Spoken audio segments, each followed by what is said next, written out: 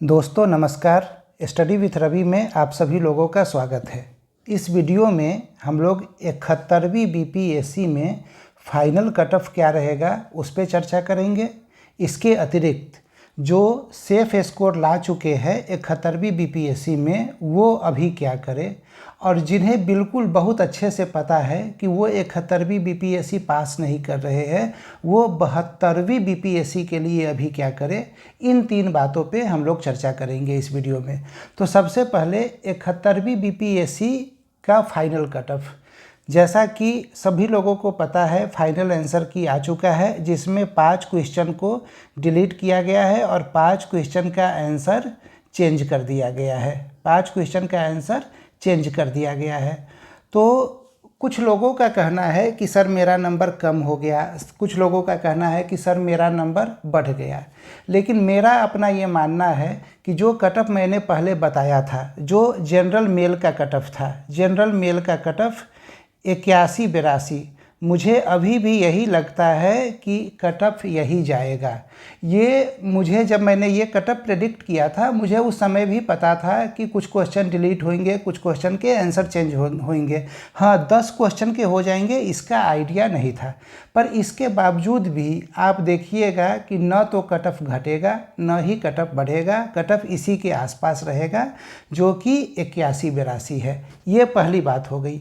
दूसरी बात, जिनका सेफ स्कोर आ रहा है, जो 71st प्रीलिम्स में जिनका 83, 84, 85 या 90, 95 आ रहा है, वो अभी क्या करे।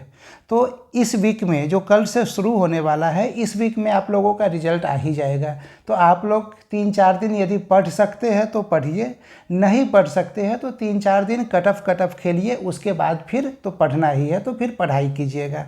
और यदि इसमें ऐसे अभ्यर्थी भी हैं जो 71वीं में भी सेफ है और जिनका 70वीं का भी मेंस का रिजल्ट एक्सपेक्टेड है, वो इंटरव्यू के लिए वेट न करें, वो इंटरव्यू की तैयारी करते रहे लगातार।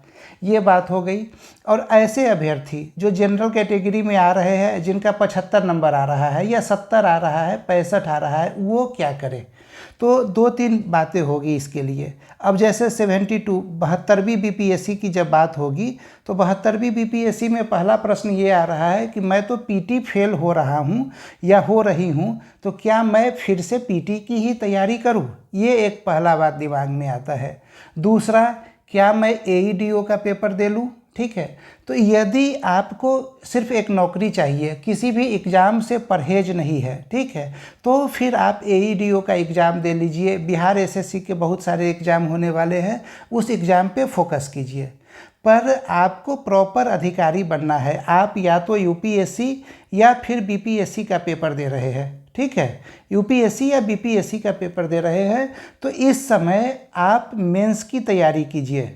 अगला प्रीलिम्स जो है वो 30 सितंबर के आसपास होगा, ठीक है, 30 सितंबर के आसपास, यानी अभी 11 महीना है। 11 महीना प्रीलिम्स नहीं पढ़ना होता है, इसमें से 6-7 महीने आप लोग मेंस को दीजिए जम के, बिल्कुल बेसिक से सारे चीज़ों को समझिए।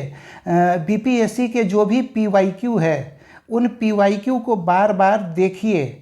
देखना क्यों है, क्योंकि आपने सपोज कीजिए आपने मूल अधिकार, फंडामेंटल राइट, एक टॉपिक पढ़ लिया, लक्ष्मीकांत के बुक से आपने पढ़ा, आपने आर्टिकल 12 से लेकर 35 तक सारी चीज़ों को देख लिया, ठीक है।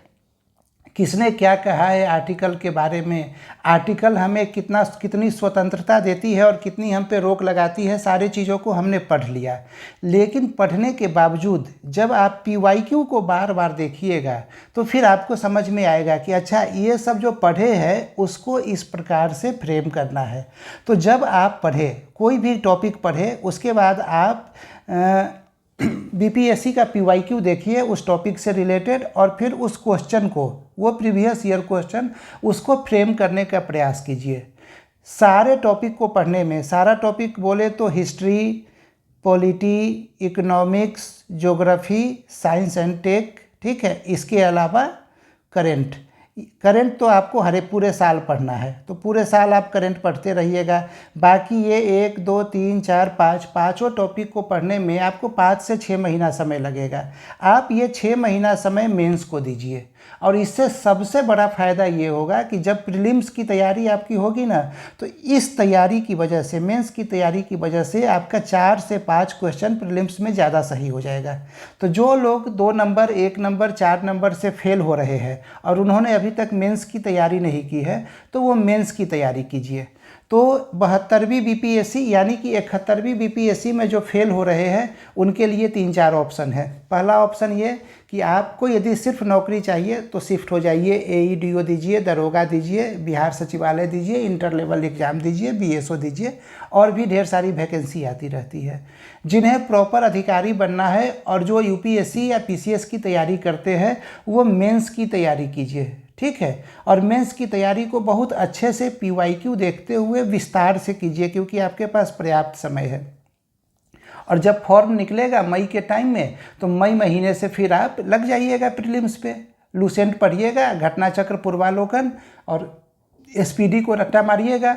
बाकी जो कंसेप्चुअल सवाल है वो सारे कंसेप्चुअल सवाल आपने जो मेंस की तैयारी की है, इस मेंस की तैयारी के दौरान जो आपने एनसीईआरटी पढ़ा है, ठीक है, या जो मेन बुक पढ़ा है, लक्ष्मीकांत, स्पेक्ट्रम, ये सारी चीज़ें, उससे आपके कंसेप्चुअल सवाल बन जाएंगे। और जो रटने वाला सवाल है वो आपका लूसेंट और पूर्वालोकन से हो जाएगा। तो इस प्रकार से आपकी तैयारी पूरी हो जाएगी और 72वीं में आप सफल हो जाइएगा। बाकी मैं यही उम्मीद करूंगा कि आप लोग 71वीं में ही पास करें, और जिनका भी 81-82 नंबर आ रहा है वो 71वीं मेंस में लग जाए, वो अब इंतज़ार न करें ज़्यादा। धन्यवाद।